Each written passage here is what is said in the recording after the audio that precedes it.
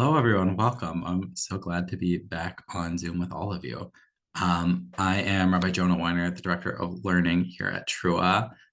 We aim to bring together more than 2,300 rabbis and cantors from all streams of Judaism, together with all members of the Jewish community, to act on the Jewish imperative to respect and advance the human rights of all people. And it's in that spirit today that we're going to hear some really fascinating analysis in Torah from our CEO, Rabbi Jill Jacobs.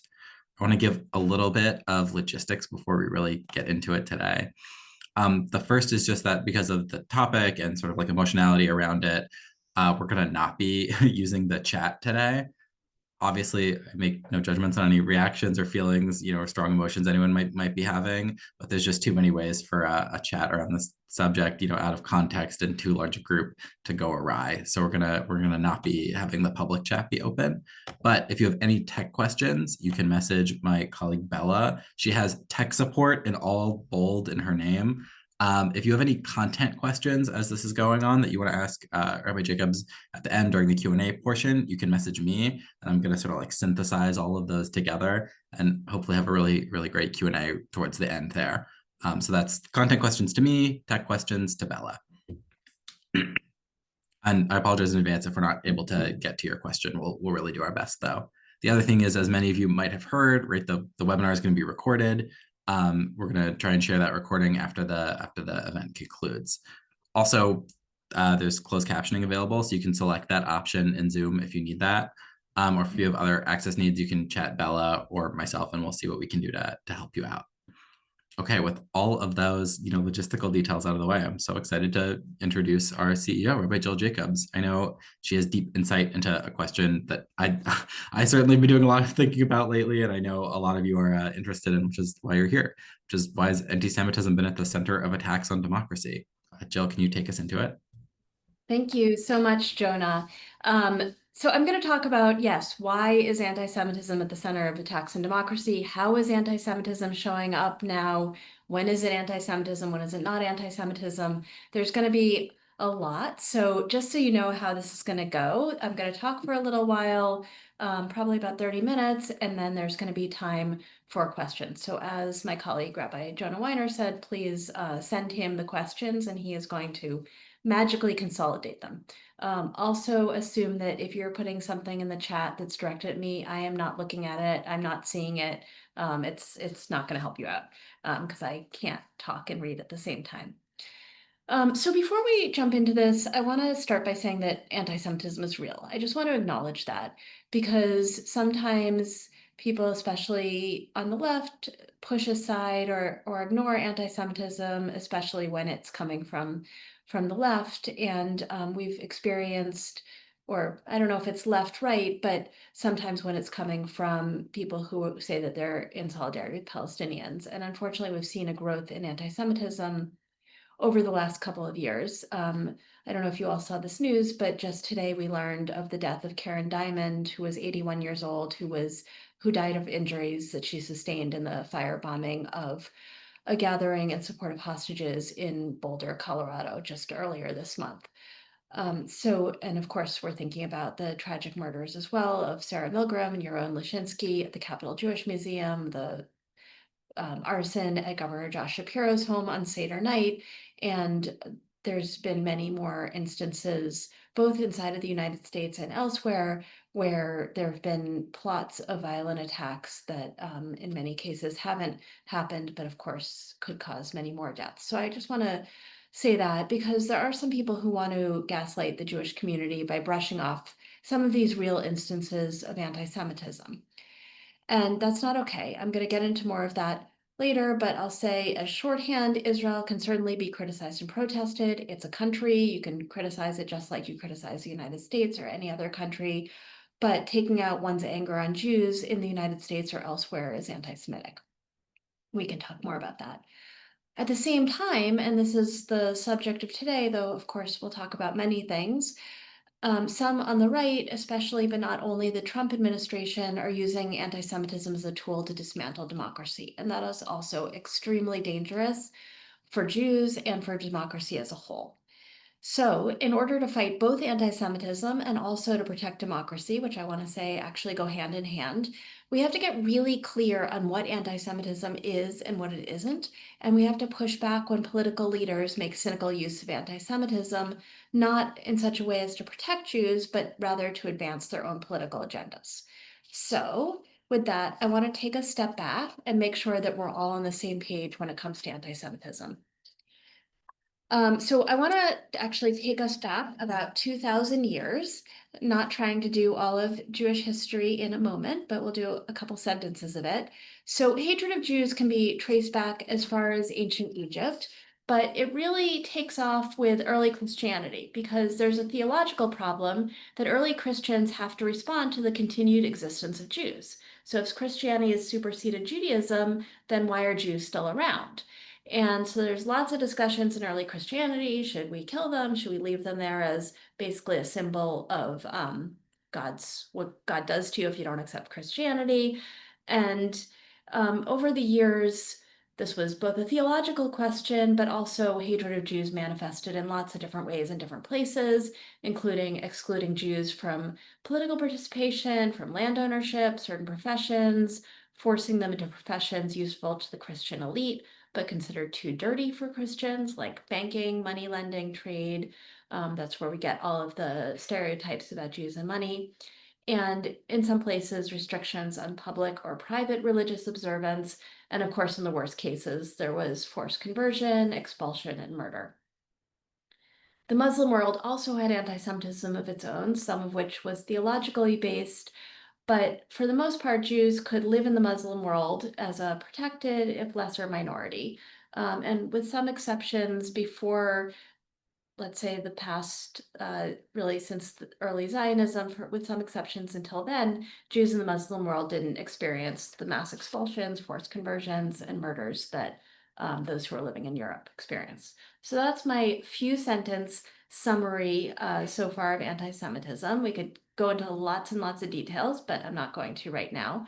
Instead, I want to skip forward to the French Revolution, when most of Western Europe started emancipating their Jews. So that looked different in different places, but basically Jews started to gain political rights, access to professions, and spheres that had previously excluded them. And this was very scary to people who hated Jews, because if we can't even tell who the Jews are, then how do we protect ourselves against them? And so and also, post-Enlightenment, the theological justifications for anti-Semitism weren't necessarily cutting it. You needed some other explanation for why it was okay to be anti-Semitic.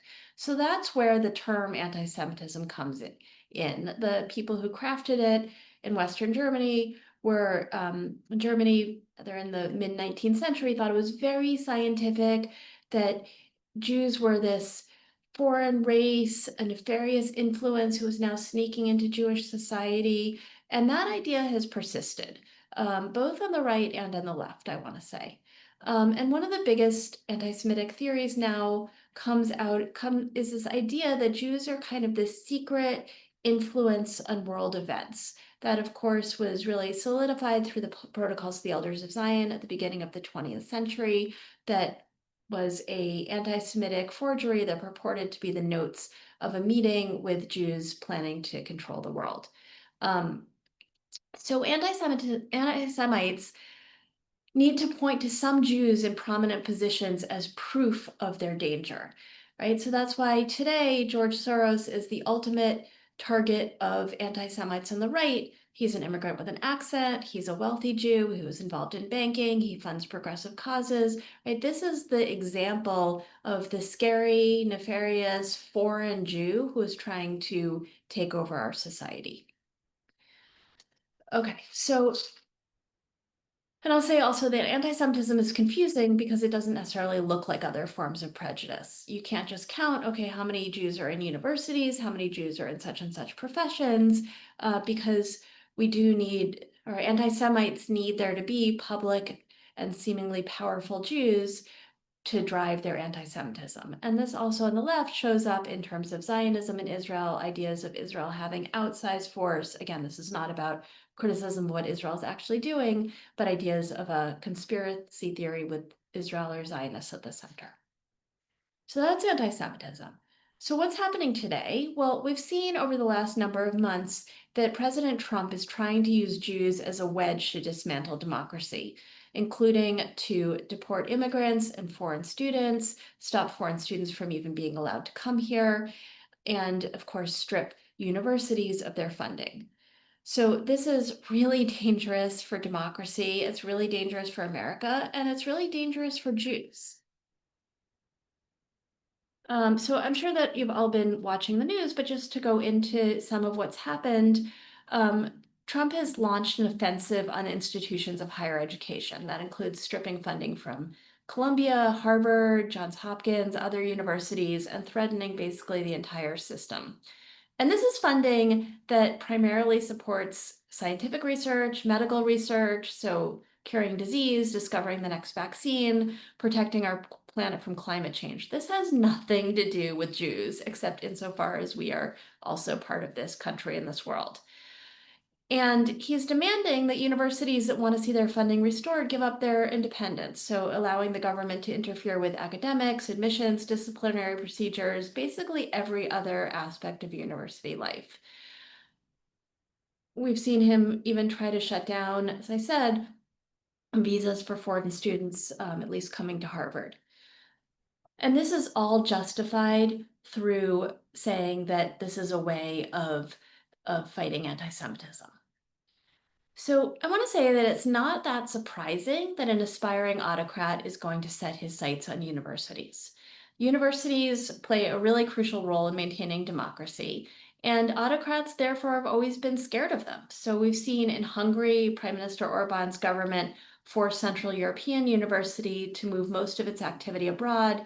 He banned gender and women's studies department, and he placed all universities under control of a government body.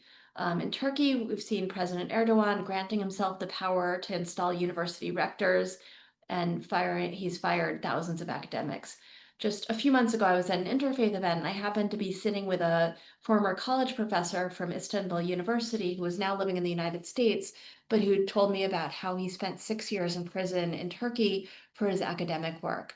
And he was pretty desperate to warn Americans that this might be coming. So this attack on university students should really terrify us.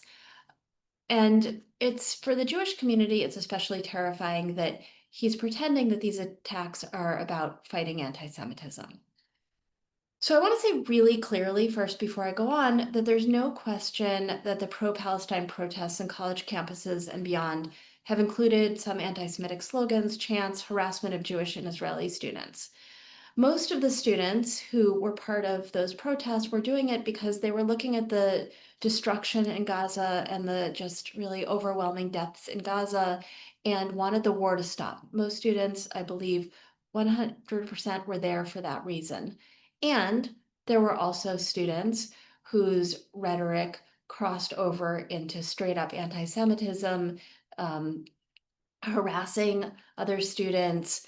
I've spent a lot of time over the last couple of years talking to students, administrators, rabbis, Hill directors, professors, basically everybody at college campuses across the country. And I've really heard some horrific stories. A protester yelling at a student walking across campus wearing kippah, "You should go kill yourself," and graffiti that reads "Death to Zionists," even "Death to Jews." Um, Signs saying "Long live October 7th," "All resistance is justified." You've all seen these slogans, I won't go on. And Jewish students pushed out of campus clubs unless they disavow any connection with Israel. So this is real, and that's anti-Semitism.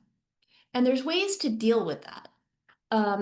There's Universities have codes of conduct, and it's perfectly reasonable for students or faculty on university campuses to ask that their universities apply their code of conduct in the same way that they would apply it to any other ethnic or religious or racial group. Um, it's, of course, I want to say once more, it's not anti-Semitic to protest this horrific war. In fact, say Israelis have been on the street for months and months calling for a deal that's going to end the war and bring home the hostages. But it is anti-Semitic when you are cheapening the lives of Jews, including Jews in Israel, harassing fellow students on campus, or, of course, in the worst cases, as we've seen, moving into violence against Jews. So it's totally reasonable for students, faculty, parents, etc., to demand that universities apply and enforce their own code of conduct and to call them out when they don't. And when appropriate, it's appropriate for students to go to what used to be the Office for Civil Rights in the Department of Education, which is where people went with bias complaints, which had the tools to investigate those bias complaints. That is, of course, that office has been shut down by Trump, which is one more indication that he's not really interested in anti-Semitism.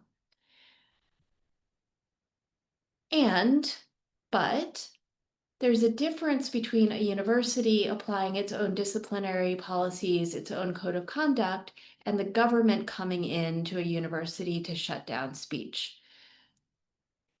Free speech, of course, includes speech that we like and speech that we don't like. Hopefully, we all learned that in elementary school social studies.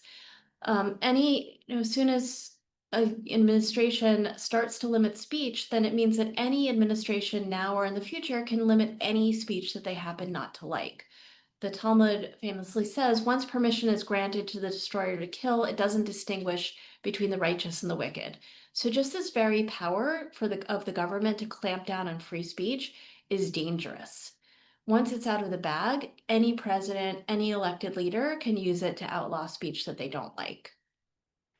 So right now, there are some Jews in the world in the United States, who out of our very real fear, have been either cheering on or at least being silent about the government's interference in universities and attempts to shut down speech and to punish universities and even to strip funding under the guise of fighting anti-Semitism. But I want to make really clear that this is, first of all, it's not about anti-Semitism. None of the actions that the government is taking are about fighting anti-Semitism. It's not going to be safer for Jews if there's no more medical research. It's not going to be safer for Jews if there's no more foreign students, which, by the way, include Israeli students. It's not going to be safer for Jews if the government has vast powers over universities, which are supposed to be places for critical inquiry. And this government does not actually care that much about anti-Semitism. And so they're going to use anti-Semitism as a way into the universities so they can use this new power to close down conversation or policies that have to do with the issues that they actually do care about. That could include preventing universities from teaching the history of racism in America. Remember, Orban shut down women's studies departments. They could do that too, women and gender studies. They could stop universities from letting transgender students live in dorms that match their identities. They could stop universities from offering reproductive health care in student health centers or in affiliated hospitals.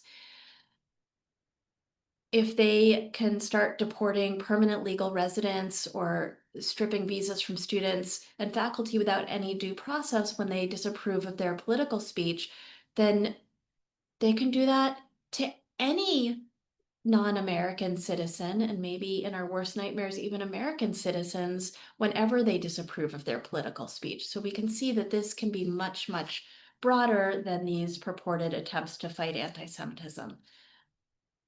We've seen, I mean, most of the universities in the news have been elite private universities, Columbia and Harvard and Hopkins and others. But of course, this will have much broader effects on public universities, which are even more dependent on public dollars. We've already seen this in Florida through the transformation of Florida's New School into a bastion of conservative politics. So Trump's use of anti-Semitism to weaken democracy, he didn't come up with it himself. It's taken right out of a plan called Project Esther, which is a plan that was created by Christians, by right-wing Christians, with virtually no Jewish involvement, or perhaps no Jewish involvement at all. And some of what this plan says that it wants to do is, first of all, to call a whole bunch of civil society organizations the terror supporters. So suggesting that a lot of civil society organizations support terror. They created this term that they just made up, the Global Hamas Support Network. And it's an opening to declare that lots and lots of nonprofits actually support terror and therefore to shut them down. We saw one attempt at this actually before the inauguration. There was a House Bill, House Bill 9495, that would have given the Secretary of the Treasury basically unilateral power to declare an organization as a terror supporter and strip away its 501c3, its nonprofit status. American law, by the way, already has laws in place that prevent any support for terror. Every nonprofit leader knows this, that you, first of all, you can't set up American Friends of Hamas. You just cannot do that. But even when, um, when I sign, let's say, a grant agreement with a foundation, every single one of them has language in there that prevents any of this money from going to terror. That's actually a legacy from the Bush administration. So there's laws in place. And so this proposed law, which might come back, was really only about shutting down political speech. It is not needed to shut down any actual material support for terror.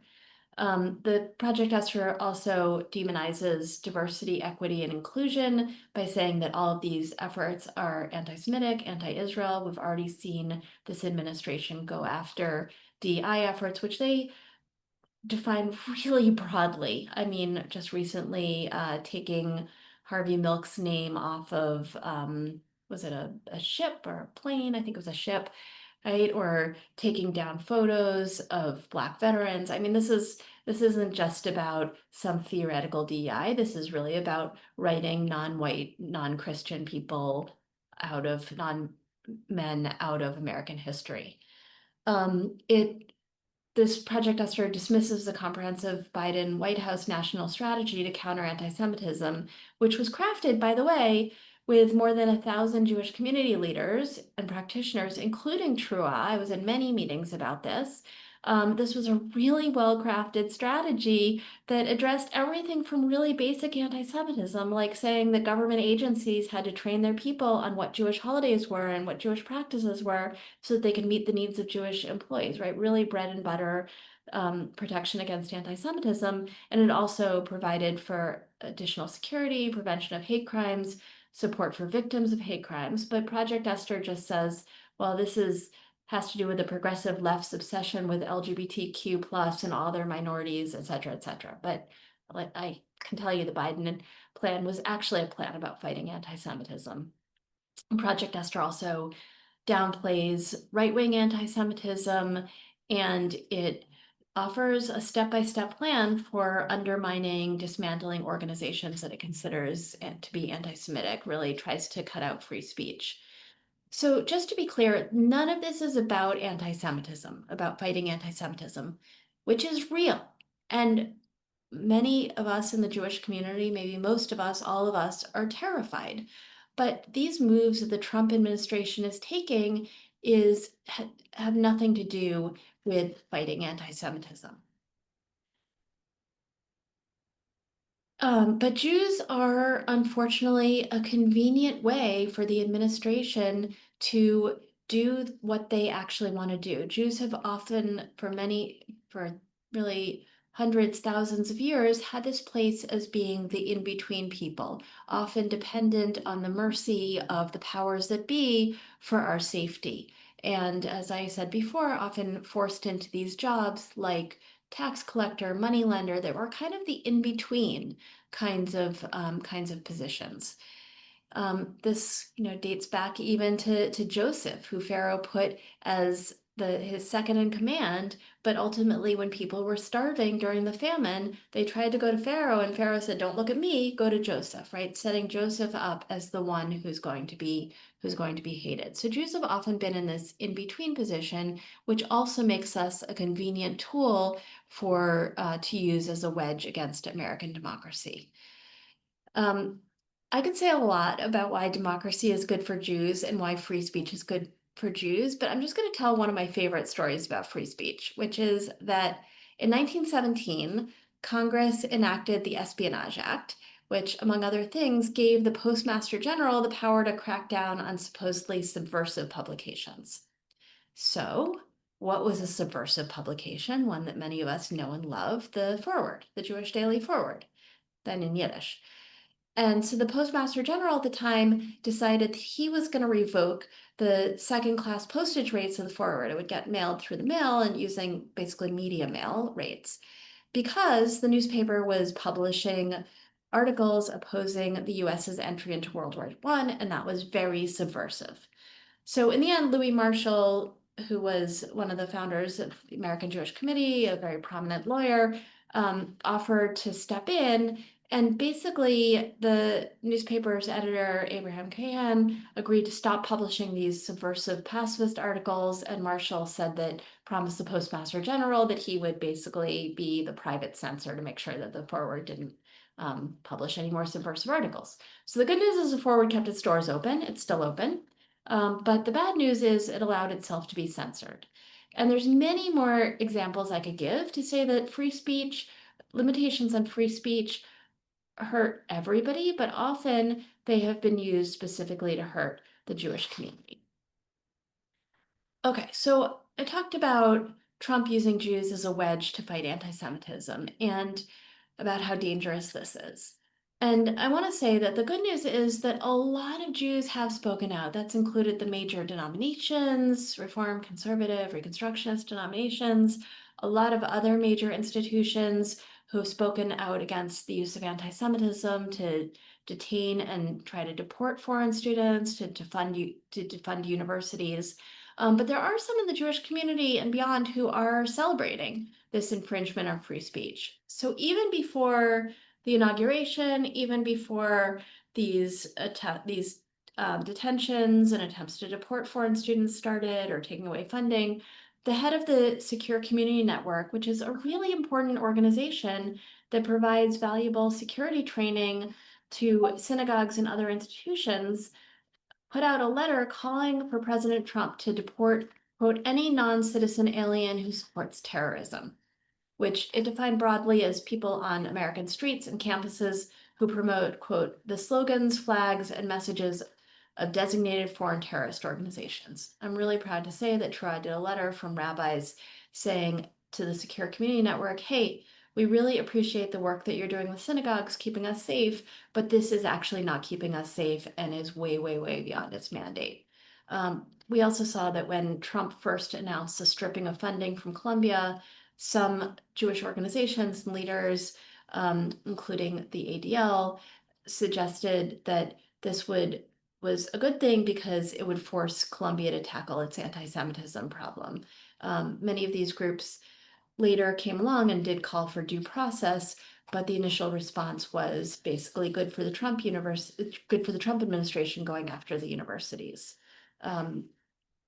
Even when a group of legacy Jewish organizations like Jewish Council on Public Affairs or Reform and Conservative movements, like big mainstream organizations, put out a letter criticizing the use of anti-Semitism to subvert the rule of law, the head of Jewish Federations of North America, Eric Fingerhut, asked local Jewish community relations councils not to sign. That was something that Ron Campius, recently retired from JTA as a reporter, but still reporting on his own, was able to uncover. So I just want to be really clear that there is growing anti-Semitism in the United States, and that is serious. And some of it does express itself in protests against Israel, and sometimes, as we've seen really horribly in the last few months, in violence and even murder of Jews. But the answer to this anti-Semitism can't be to take down American democracy. Free speech, as I said, has always been really core to America. And as Justice Louis Brandeis famously said, the response to bad speech should be, quote, he said, more speech, not enforced silence. So there's existing laws that can respond to actual criminal activity, like when there's actually harassment, when there's vandalism, when there's violence. Those we have laws already in this country that can respond to those incidents. And when there's hate speech on campus, even though hate speech is protected free speech, campus codes of conduct can address that just as they would address hate speech in any other situation. But what we can't do is allow the government to legislate against free speech or to use a I would say to use the real instances of anti-Semitism and Jewish fear as a wedge to destroy universities and more broadly to destroy democracy. I just want to note, I mentioned before that in passing, that President Trump shut down the Office for Civil Rights and really tried to shut down the whole Department of Education. And this is really indicative of the fact that he's not interested in investigating anti-Semitism, because the Office of Civil Rights was where you would go if you had any kind of bias complaint. Most of the complaints they dealt with actually had to do with students with disabilities, but also if there was a complaint about racism, and certainly if there was a complaint about anti-Semitism, they had the tools and the knowledge to come in and investigate it. But no longer. That office was shut down. And of course, we've seen many instances of him appointing cabinet members, staff who just openly espouse anti-Semitic and other bigoted belief. And of course, one of the first things that he did was to pardon January 6 insurrectionists, including members of anti-Semitic militia groups, and including the famous Mr. Camp Auschwitz. And I don't think we've forgotten the attacks by white nationalists during the first Trump administration, both on Jewish communities and also on Black and Latino communities.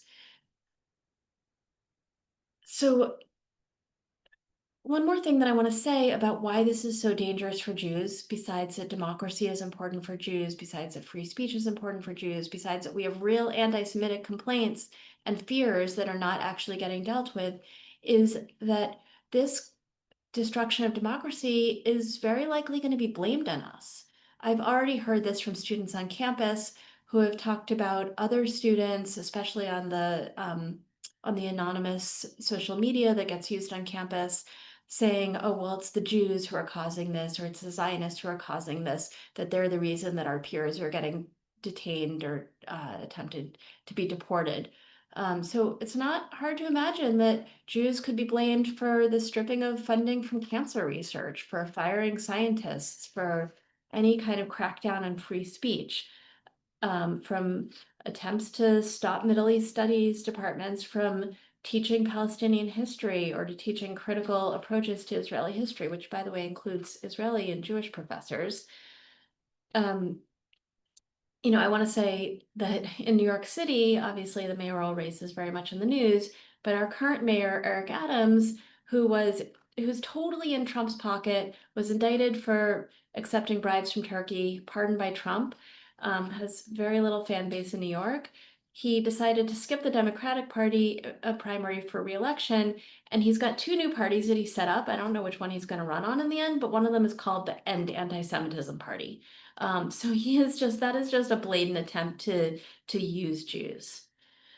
Um, so I want to say, as maybe the last thing that I'll say, is that it's clear that anti-Semitism is bad for Jews. And it's also been clear throughout history that anti-Semitism is often the first step toward broader attacks on democracy. That's why Ahmed Shahid, who's the UN Special Rapporteur on freedom of religious belief, has said that anti-Semitism is toxic to democracy. And he said it poses a threat to all societies if left unaddressed.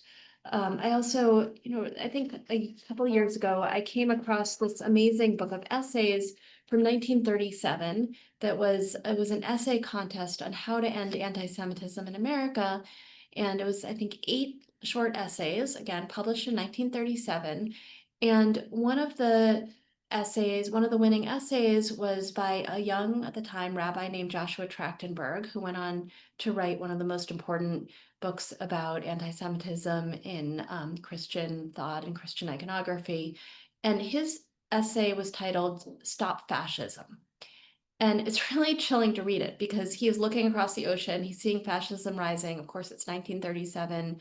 He doesn't know, of course, everything that's going to happen over the next few years.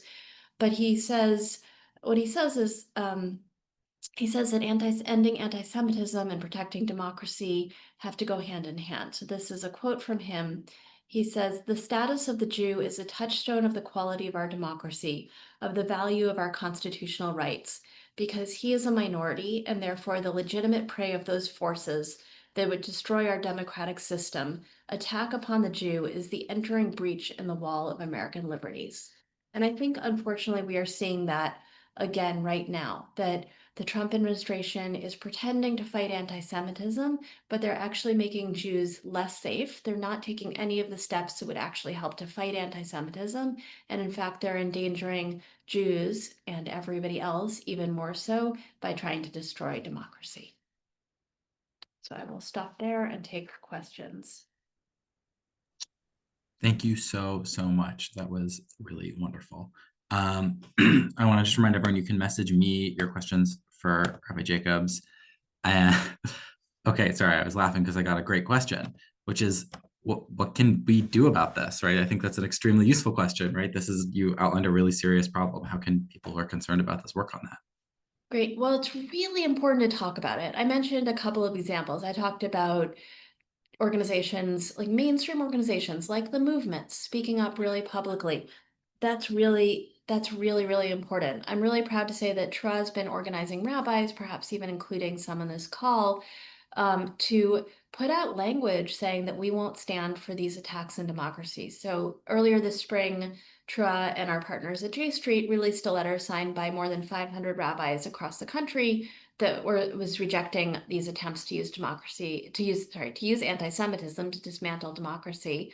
And we've also worked with rabbis in lots of individual cities and states to put out local letters. Like there was one from 101 rabbis in DC, one from 60 rabbis in Philadelphia, Chicago, Minneapolis, New Mexico, beyond. And it's been important to have those voices in local newspapers and in just so that people locally as well as nationally can see that the Jews aren't standing for this. I think we just need to call it out as much as possible. So that could mean, depending on your position, it could mean talking to friends, colleagues in your local synagogue, in your local interfaith space to make really clear that this is not what Jews want. Jews don't want to shut down cancer research, and that is just a cynical use of anti-Semitism because it's going to be worse for us if people think that this is our fault. And of course, whatever power any of us have to push back through our elected representatives, through whatever institutions we're involved in, is really crucial. Great, thank you. First of all, I've got a flood of people who want to know more about this book of essays. Would you mind saying the title one more time? Oh, oh my God, it has some title. I'm gonna have to look at it. It's something like How to Stop Anti-Semitism in America or something like that. It's actually, well, I'll say that we put out uh, we republished a piece of that essay that I mentioned in the last issue of Fragments, which was a Mhm. journal that we put out on democracy with some responses. So you can find that, not the whole essay, but parts, at least I think parts of that essay on our website. And the whole thing is available on one of those like Internet Archive or one of those things. But start with the Turo website and then you'll get the precise title and then you can Google it and find the whole book. That is the best essay though, I'll say. Great, and I'll verbally commit now to everyone here that I'm going to do my best to find that title so we can send it out in a follow-up email. I'll do Thanks. my best. And apologies if that doesn't happen, but I'll do everything I can to make that happen. Um, I've had a few people ask questions that I think are really useful about sort of organizations that are a little bit more towards the political right, both about organizations on the more extreme end, like Beitar and USA, and then much more moderate organizations like the ADL and their sort of role in these things. Could you speak to that a little bit? To all those organizations. I know it's a Uh, big spectrum. Maybe you could, yeah. disambiguate them.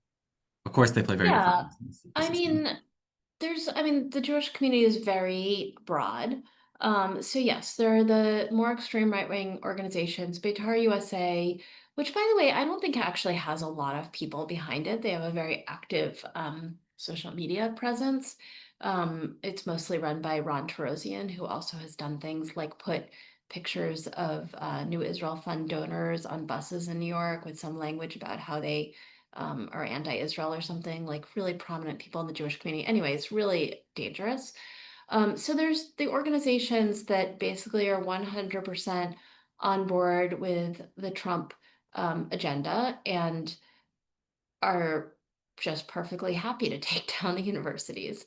Then there's the kind of classic defense organizations, ADL, American Jewish Committee, the mainstream organizations like the movements that have fallen out in different places on this, but um, at least some of them have been quite vocal, like I mentioned, the movements and Jewish Council on Public Affairs, or at least the liberal movements and Jewish Council on Public Affairs. Some of them have, used like ADL and AJ Committee have definitely spoken about due process, but have been, I would say, more concerned with the anti-Semitism at the universities, and have trying to think about how to say this. Basically have at least tacitly supported some of the Trump moves. And then there's a lot of more progressive organizations that are, of course, including TRA, J Street I mentioned, that Nexus, that others that are really pushing back against these attempts to fight anti-Semitism. And then, of course, there's groups on the farther left who um, don't believe that there's any anti-Semitism on universities or in the pro-Palestine movement, and that anti-Semitism only comes from the right and only talk about anti-Semitism from the right. So that's like a little bit of a spectrum.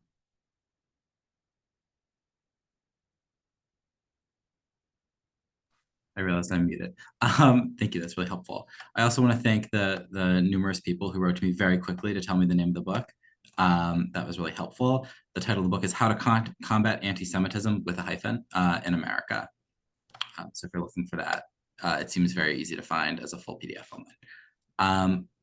Another question that I got that was useful. I'm sorry, one moment. I got quite a few messages. I appreciate everyone asking so many questions. This is really wonderful. You all have very good questions.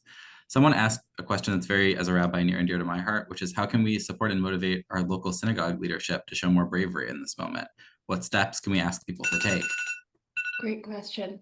Well, one thing that I want to say, I know there's a lot of rabbis on the call, so you all can confirm or deny, but something that we hear a lot from rabbis is that if they take a step to the left, they hear it from their more right-wing members immediately, like at Kiddush that day, if not Monday morning.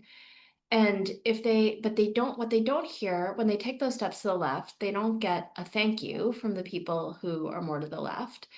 And they also, and when they say something that's a little more to the right, they don't get complaints from people who are more to the left.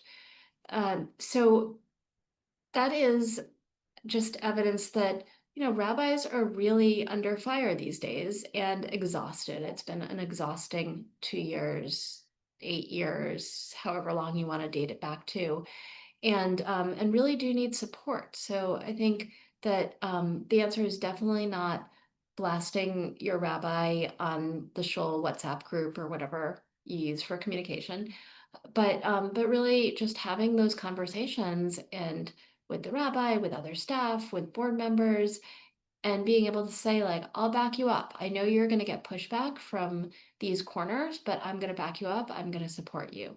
Um, and also I think putting, writing articles for if you still have a local Jewish paper, for your local Jewish paper or your local paper, but just putting out Jewish voices that are pushing back on these administration attempts. Great. I also got a very useful, but maybe a little in the weeds question. Someone asked if you could comment on the IRA definition of anti-Semitism and specifically sort of like the complexity around legislating a definition of anti-Semitism and criticism of Israel. Yeah, I'll try to do that, quickly. I think we probably also have some more information on our website, that maybe we can send in the follow-up, I think. So the IRA definition, in short, is a definition that was created in Europe to be able to track and describe anti-Semitism. So I want to say that really clearly. It was not created to be legislated. It was created to be able to just keep account of anti-Semitism. And specifically, I think some of the impetus was things would happen, like a synagogue would be firebombed, and it wouldn't be treated as a hate crime because it was political, because the person was mad about Israel. But like, you firebombed a synagogue. And so basically, there's a very short definition of anti-Semitism, and then there's a few examples. Most of the drama has been around the examples. A couple of them, at least, have been interpreted as ways to shut down any pro-Palestine speech. And so there's been an increasing attempt to legislate this definition. And at Trua, first of all, we're opposed to legislating definitions. There's no official legal definition of racism. There's no legal definition of sexism. There's no legal definition of anything because all these are very dependent on the context. So something you say I mean, one of my favorite examples is if I tell a Jewish joke to my husband, that is not an anti-Semitic incident. But if a non-Jew tells a Jewish joke in front of me, that probably is. It could be the same joke, right? But the context is really important. And, lots of language that gets used in groups, but would be, but is problematic if it gets used by somebody outside of that group. So there's a lot of examples. And you always just have to look at the context of when something happened. And so definitions are really not helpful. And government agencies like the Office for Civil Rights, if they got a complaint of bias, anti-Semitic or otherwise, they would go and they would investigate the actual context of what happened and make a determination.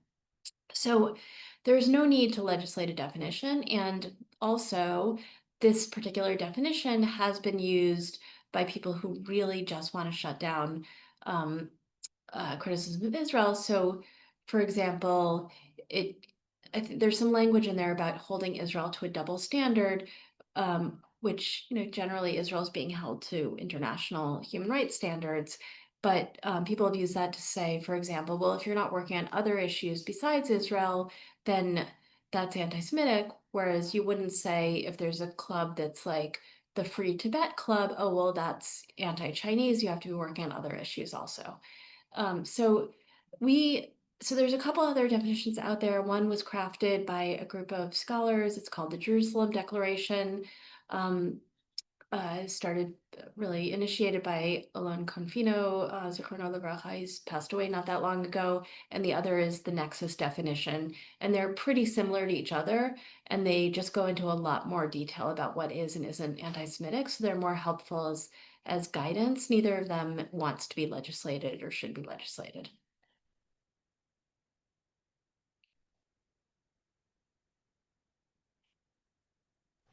Thank you. That's really helpful. Excuse me. Someone asked a very tricky question, but I think you have the right insight to start to unpick an answer to it. But I find it a tough one, which is that if we're totally on board in this, but we're having a hard time communicating with friends, family members, people in our community who sort of have a very narrow media ecosystem, and sort of all criticism of Israel really feels like anti-Semitism to them, right? What are some useful ways to sort of start a conversation or move a conversation forward there? Yeah, I mean, I think it's important to acknowledge people's real fear. And then also to look at what's actually happening. Like, I don't know, honestly, how anybody can justify stripping cancer research funding from Harvard or Columbia is going to help with anti-Semitism. I mean, the answer sometimes is, well, it's a punishment, and if they change their practices, then they'll get the money back. But actually, Columbia tried to just give in, and it didn't work.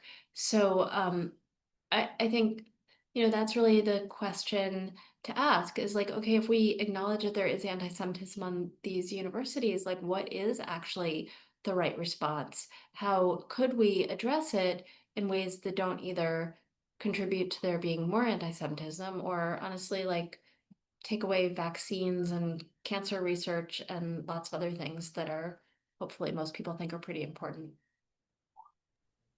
Great, thank you. Someone asked a question that I'm confident I have an idea about what your answer might be, which is what are some of the best concise pieces of writing that can help clarify a little bit about some of the current misuses or useful uses of the term anti-Semitism that are out there? Yeah, I mean, I have a piece that should be up on the Trua website that was from Medium. It's called something like How to Distinguish Between Anti-Semitism and Criticism of Israel, where I walk through it. And then also Trua has a little booklet. It looks like I don't have the new one up. Well, okay, I'll show the back of it because it's a new cover, but it's that size that you can order on our website or you can download it. It's been updated since October 2023, which is why just the one that happens to be sitting near me is the old one. But that walks through the history of anti-Semitism and also the distinction between anti-Semitism and criticism of Israel. Wonderful. Thank you so, so much. I want to apologize to everyone whose questions we didn't quite get to, but this was fabulous. And thank you, Jill, for being so nimble and answering so many of these questions. Thank you. Oh, and thank you, Bella, for sharing the resource, right? Criticism of Israel and Anti-Semitism, how to tell where one ends and the other begins. And the other resource that Rabbi Jacobs referenced is on our website as a very brief guide to anti-Semitism, which is extremely, extremely useful. Okay, great. Bella, also, if you wouldn't mind sharing the evaluation form, that would be extremely helpful. Thank you, everyone, for joining us for this conversation. This was extremely useful. I found it really illuminating. This is a question that I think about a lot. So I'm just grateful for Rabbi Jacobs' huge insight into this and for all of your questions, which pushed it further. Thank you, thank you. We would love to hear your feedback on this program. If you wouldn't mind taking 60 seconds to fill out this survey that Bella just put in the chat, it would be hugely helpful. It'll help us know what went well, what can we improve for next time, all of those things. That link is right there. And for the name of the event, you can put in "Why is anti-Semitism at the center of attacks on democracy?" We're just going to give you a few seconds to work on that together.